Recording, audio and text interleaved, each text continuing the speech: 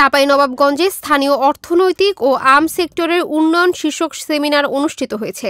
মঙ্গলবার দুপুরে শিবগঞ্জ পৌরসভা ও সুইস কন্ট্রাক্টের আয়োজনে শিবগঞ্জ উপজেলা পরিষদ মিলনায়তনে এই সেমিনার অনুষ্ঠিত হয়।